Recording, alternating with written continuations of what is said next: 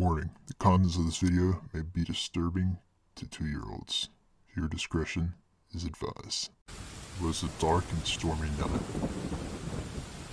and all through the house, not a creature was stirring, not even a...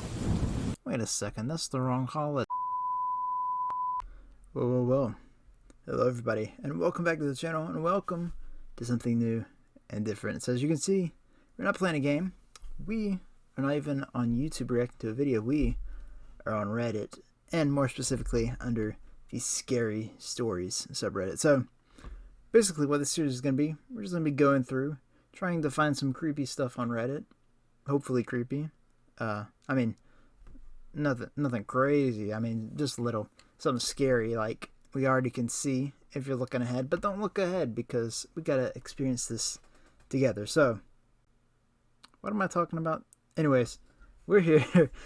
We're gonna be doing this new series, and it probably will continue even after Spooky Month because, you know, Reddit is the gift that keeps on giving, so I'll keep taking it. So we're just gonna read through some of these scary stories and yeah, see if we get actually scared. And we're gonna continue, I guess, with yeah, however many stories until I get tired of reading them. So let's go ahead and get started with Mr. No Face YouTube and a tale. I think the actual scary story here is my reading ability. A toenail in my Halloween candy, which already sounds very nice and disgusting. That's gonna be what I said, a tale. But yeah. Oh, by the way, r/scary stories is a subreddit for original short horror fiction, so not necessarily true. The only rule, post scary stories. So I mean, could be real, but most likely not. But anyways, let's see what this person had with their terrible experience with their Halloween candy. So this happened when I was 10 years old. When it was Halloween, me and my family dressed up and went trick-or-treating. I was happy and running around and getting candy until we went to a creepy house. Me and my family thought nothing of it because it was Halloween. We went to the house and a creepy man came out and gave us candy. We ran to go to a new house and was having fun. When we got home, I was about to eat my candy, but then I realized a toenail in my candy. I threw the candy at the wall. I threw the candy at the wall. What? My mom got the candy and saw the nail. My cousin was bleeding out his mouth because when he went to go eat his candy, he bit in a staple. Called the cops on this man. He was rushed to the hospital and called the police. They tracked the man down and got him arrested. The police came back to our house and said the old man said to used to tell you that he was planning to kill you guys as he was watching us go home. He was scared and moved to another place, but safe to say I'm never going trick-or-treating again. Okay. Interesting, Mr. No Face YouTuber. Yeah. Continuing on. I love my new apartment building. Holy crap, this thing's got 200 upvotes. Okay, let's see. I love my new apartment building. I love my new apartment building. All the long halls, the big doors, the cathedral ceilings. What was once an empty lot is now filled with joy and laughter. Young couples starting their lives and having kids. Older couples enjoying their later years together. As for me, I was so excited to move to the city and start a new life and totally forget the old me. New city, new me. Since it was only built 6 months ago, I was the very first to reside there. I love the dogs in the apartments who bark all night, but I don't mind. I don't really need sleep anyway. And I don't have a job. Plus, when they bark, which they always do when they see me, I don't feel lonely. There's so many people to meet and hang out with. I do miss my mom sometimes. Not so much my dad. He was rotten.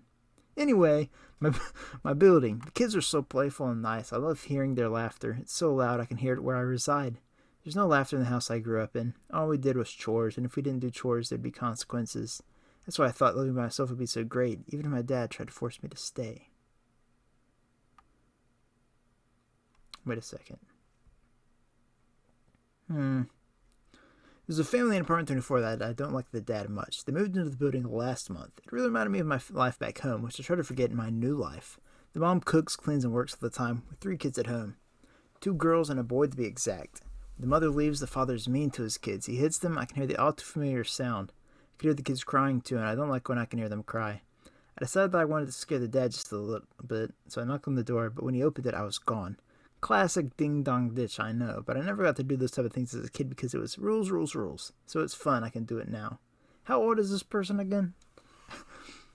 Sometimes when I hear the children crying and I know he's left his front door unlocked, I open it slowly, then slam it real hard. When he goes outside to look who did it, I'm gone. Boom, vanish. I can be tricky like that. It only gets them to stop hurting the kids and they stop crying. Temporary relief. Remember when I told my mom I was leaving? I was finally 18 and I could move to the city and play by my own rules and didn't have to deal with home life any longer. She was sad, but she understood. Like I said, new city, new me. But when my dad caught wind I was leaving, he wasn't having it. He knocked me so hard in the head I never thought I was going to get up. But I did get up. Next thing I know, I'm in an empty lot in the city. The last thing my dad said to me was, "Well, you finally made it to the city, bitch," before he left me there. At that time, there wasn't much around. People passing by didn't even acknowledge I was there. No doors to slam, no walls to walk through, no children laughing. That's why I love my new apartment building. No one knows I'm here, but I'm never lonely. I mean, I love the new me. I just wish that when they were putting the building in, they dug deep enough to find the old me. Wow. So, the person is a ghost. I kind of expected either they're going to be a ghost or a serial killer. I'm glad at least they turned out to be a ghost, but give that one an update. Upvote. By the way, it's nummy yummy. Wait, no, num yummy. I can't read, I apologize. You're next. Do I want to watch a video? Not really. Here. Let's read The Headless Jackass, based on true events. This is a long fella. No thank you. I mean, I don't want to read it too long. I guess we gotta be fair.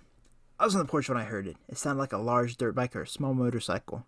From the top of my road came a man in a 3-wheeled motorized monstrosity. It had 2 front wheels for extra handling, a design he exploited as he weaved from one lane to the other, bobbing his head. He resembled a curious owl as his neck moved rhythmically to adjust for the swerving. The jackass was clearly enjoying himself as he performed a simple yet slightly hypnotic trick. His head moved in perfect time with his handlebars as he looked dead ahead at some invisible focal point off in the distance. He seemed to be enjoying himself, so much in fact that he didn't seem to even notice the crew of men working across the street from my house. A bad storm had blown the power lines down the previous night, and the crew was there to fix and clean up the aftermath of debris strewn across the street. As the jackass came closer, I noticed a metal cord had gotten wrapped around his singular back tire. Completely unaware of this, the jackass sped up to buzz past the work crew at a dangerously close distance to them. As he did so, I could see the metal cord wrapped around this tire starting to become taut. Then I realized just how long the metal wire was. It ran down and across the street, wrapping itself around a tree on my side of the road. As the metal cord tightened around the tree, it began to raise itself off the ground. Then could see the other side of the road. The wire was caught. I could see on the other side of the road. On the other side of the road, the wire was caught on a telephone pole, jerking the wire taut and transforming it into a 6-foot-high steel tight of rope of death across the street. I'm sorry, I'm having trouble reading. This happened at such a high speed that the jackass wouldn't have had time to react if he wanted to. His neck pushed deep into the wire with frightening force, releasing both his head from his body and the wire from the back wheel simultaneously. The man just decapitated himself. What an idiot. I watched in amazement as his head spun violently like a coin that had been flipped before a sporting match. It went directly in the air, vertically upward above the wire. He's probably shouting. It continued spinning counterclockwise until landing with a wet thud on the pavement. The face maintained its same blank expression. Impressively, his silly-looking redneck sunglasses remained firmly planted over his eyes. I mean, of course, if you're gonna die, die in style, right? All the while, the wire dug its way into the tree and the telephone pole, and was reverberating with intensity. It was like an enormous bass string that had been plucked by a giant. As the low-frequency waves of the vibrating wire rang out, the jackass's body and trike continued their journey, speeding off down the street as the hands continued to grip the handlebars. The vehicle fell out of view from my porch, and I could only listen at this point as I stared at the decapitated head. I waited patiently to hear the inevitable crash as it flew toward the end of the street. Eventually, I heard a loud rubber screeching, followed by what sounded like the idiotic machine accelerating again. The noise grew louder until the trike once again came into view, moving even faster than before as it went the opposite way up the street. As it drove up to the wire strung across the road, the body ducked nimbly and swooped up the head with one arm by grabbing its unkempt beard. Its shoulder missed the wire by inches as it returned to an upright position. It cradled the head in its lap, pushing its beer belly against it for added support. From there, the headless, hellish driver went back up to swerving from one side of the street to the other as it made its way out of sight up the hill. Well, there's something you don't see every day, I yelled over to the crew of men working across the street. 3 out of the 4 men completely ignored my statement before a young, confused kid yelled back, "Yeah, it was a bad storm, I guess." The kid in the yellow hard hat said with a patronizing tone, completely oblivious to the madness of reality happening all around him. So, the man decapitated himself, came back around, picked up his head, and nobody saw it except the narrator. Okay, that was The Headless Jackass, based on true events, by Payan Triple Priest. So, there we go. I'm glad I read that one. This one just says check this out and doesn't have anything. Okay, let's see. Let's read some interesting sounding titles. I heard clicking at night. Here, let's try this one. This is a long one. Okay. Let's see. Oh my gosh, my hair. I heard clicking at night by Ridden Basket, 18. I'm writing this as a warning or perhaps even a survival guide. You do not need to believe me. I know this will probably sound like some scary story you made up at a bonfire anyway, but I'm writing this for whomever may find themselves as I had. I'm finding my blanket falling off my shoulders, which, by the way, I have 2 blankets on. One for the legs, one for the upper body, because it's kind of cold. And it's spooky time, so why not be comfortable in your blanket? Anyways, my name is Logan Winters, and I will be turning 20 next week. I attend the University of Michigan Tech, which, for those who do not know, is in the Upper Peninsula of Michigan. During my first month of school, I heard it. I can remember the first time I heard it vividly, though the day it happened has escaped my memory. I was making my way back from a friend's place. We had met each other in a board game club, and now we were frequent If I can get through one story without messing up a single word, it'll be a miracle. And now we are I wanted to say frequent. That is not how you say that. Frequent visitors of one another. For the sake of his anonymity, we will call him Austin. So I assume his name is not Austin, so. After getting back to my room, I sat at my desk, opened my window, and got working. Certainly I was not used to my homework load yet, but I had found it easy to focus late at night with the cold air blowing against me. It was then I heard it. Click, click, tap, click, tap, click, click, click. At first it startled me. The sound seemed to have no rhyme or reason to its rhythm, but instead it nearly swayed as if the wind was guiding it. I've tried so many methods to replicate the sound of the click, and this is the best way I've been able to describe it. Try to create a clicking sound with your tongue. Okay? You'll notice that your tongue rolls behind your bottom teeth before popping out. I mean, that's not how I was doing it, but okay. Now press down on your tongue with the roof of your mouth and slide the tongue back while trying to make the same clicking sound. I don't know about me doing all this time. Doing no extracurricular activity. Almost sounds like the squeal of a pig being slaughtered before popping into a singular click. Excuse me? This was the sound, though much more resonant. It tended to be accompanied by taps which resembled fingers tapping against glass. Okay. I investigated the sound, but I could not find a source. The clicking was most certainly from outside, as it sounded distant, but the tapping seemed to be echoing from my very room. The clicking would seemingly vanish for an indeterminate amount of time before returning again. I tempted to ignore it and focus, but it seemed to only get louder as the night went on. Eventually, I closed my window and tried to go to bed, thinking it would be gone when I woke up. My imagination had admittedly gotten me worked up slightly, but I stayed calm and reasoned that it was likely just some piece of machinery making the noise outside the dorm. As I laid there in my bed, I found that the sounds seemed to continue to get louder. I hugged my blanket tightly, praying for another moment of clarity when the sound would fade. After some time it did, and I closed my eyes hoping to sleep well finally. However, when the sound came back, I sighed. Was I going to get any sleep tonight? I opened my eyes, and my entire body immediately went cold. I saw it at the window. Its long body seemed to blend in with the darkness outside, but what I could clearly make out was its pure white face. It had two small black voids for eyes, ugh, and a mouth that went from one side of his face to the other. It seemed to have a permanent smile and stared directly at me.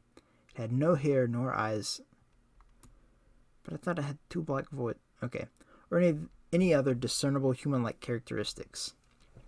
I was stiff as a board, not daring to move. Could not even look away. Then its head began to rotate. It moved its head in quick jolts, spinning it counterclockwise to its chin to its forehead. As it moved, it seemed to stop at set places, causing the clicks as it did so. I stared in horror as it did this, not letting its gaze leave me for a second. With its mouth right at the top of its head, it suddenly stopped. I watched as its mouth, now resembling a frown, seemed to slowly open. I can't believe I cannot read. A part of me expected rows of sharp teeth, but what I got was worse. It was nothing. Its mouth opened into a black void of nothingness that seemed to consume all light that touched it. I screamed in horror, but then I woke in a cold sweat. Had it all been a dream? That was the only logical explanation, but I cannot bring myself to believe that. I noticed I was about to be late for my first class of the day, so I grabbed my stuff and went running without giving the dream any more thought. I told myself over and over that I had simply had a terrible nightmare, but deep inside me I felt that there was more. However, I could not dwell on it, so I continued with my day-to-day life. It was a few days later when I heard it again. I had been hungry while studying late at McKnight. I'm gonna cry. I read ahead and saw McDonald's and said I was studying late at McKnight. What is a McKnight? Studying late at night, decided to get McDonald's since there's one not too far from my dorm and they were open 24/7. I was walking back when I heard it. Click, click, tap, click, click, click, click, tap, click. McKnight. I still can't get over that. My entire body immediately froze. I felt myself go pale as my face went hot. I could see the light of my dorm not too far away, but did I dare move? My eyes scanned left to right, but I did not move my head. I saw nothing but the large pines around me. I decided to run. I ran forward as fast as I could to my dorm, not daring to look around me. After arriving at the safety of my dorm, the sound seemed to fade away. I imagined it again. Perhaps I was simply tired. I already knew that all this late-night studying was not good for me. Reluctantly, I decided not to investigate the matter any further, partly out of reason and partly out of fear. Once again, I went to bed, but this time when I woke up, the clicking did not stop. I could hear it all the time. It could still continue its trend of having random starts and stops. This is a long story. But it now echoed in my ears all day and night. I tried to ignore it, but my anxiety was immense. Often when it was really loud, I'd lock myself in the bathroom and have panic attacks. I could not focus on school, I could not talk to people, I could do nothing. Eventually I stopped attending classes and my extracurricular activities. The clicking no longer seemed distant, but it felt as if it was coming from inside me. I'd sometimes pass out when the sounds were too loud and then wake up covered in cuts. Was I going insane? Hope came through a knock at my door. It was Austin. We talked for some time and he comforted me. He'd been worried after I stopped attending the club and not responded to any of his text messages. He noted that I had grown significantly slimmer and was rather pale. And the cuts on you? I mean, perhaps I was desperate or maybe I just wanted someone to comfort me, but I decided to tell Austin about the clicking. What the heck? I loved my dream out, but I told him that the sound haunted me. He was surprisingly understanding, and he offered to help me find professional help. Maybe I really was going schizophrenic. I accepted his offer. I would do anything to make the sound stop. Soon I began to meet with a professional once a week, and they tried to consult me on how to make the sounds go away. I tried everything, and even began searching up resources on the internet, but nothing had a lasting effect. Finally, Austin texted me with an idea. He'd been planning to go backpacking for a while, and he decided that going together might help me. One of the running theories that my counselor had was that the sound was caused by stress, so disassociating from the busyness of college could help. I agreed, and within 3 days we were driving to the middle of nowhere. We wasted no time. After parking off some dirt road that Austin said he frequented as a teenager, we began to head deep into the woods. Austin's kind of feeling like a murderer right now. Austin had much more experience in backpacking than I, so I gladly let him lead the way. The forest was almost tranquil, and before I knew it, I had forgotten about the clicking and now only focused on cracking jokes as we walked. As night came over the horizon, Austin and I set up camp. He got a campfire going, and we both roasted brats over it as we talked. We had been talking until the late hours of the night, and finally I could tell we both were getting tired. I offered to put away everything for Austin, but he insisted that I get shut-eye first. Oh no. Briefly bickered about who should do what, but that was disturbed when a sound echoed through the forest. A woman's scream. Austin and I both looked around, but we could not see any lights in the distance. The scream had come from behind me and sounded distant. I looked back at Austin and then down at my phone, thinking to call the police. I was about to dial 911 when I heard it. Click. Click. Tap, click, click, click, tap. Tap, tap, click, click, click. Man, that sounded like I'm trying to do a rap with just 2 words. I froze. Perhaps I was more afraid than usual because of my brief moment of spite. I looked up at Austin and was horrified to see his blank stare. He was looking at something directly behind me. His body was pale and his hand slowly began to reach for the hatchet he had on the ground next to him. My entire body began to shake. I already knew the truth, yet I wanted to imagine that if I just closed my eyes, it would all be inside my head. Somehow I found the strength to move. I suddenly jumped forward, rolling beside the fire as I looked back. I feel like I hear something behind me. That always happens when I get scared.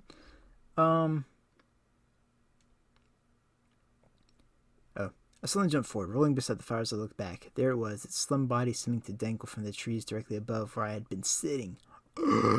Disgusting. Its face was still as I remembered, and I was horrified as it stood completely still. I looked at Austin, who had gotten his hatchet, and then back at the creature. The flames of the fire sparked upwards, and they revealed something that had been hidden in the darkness.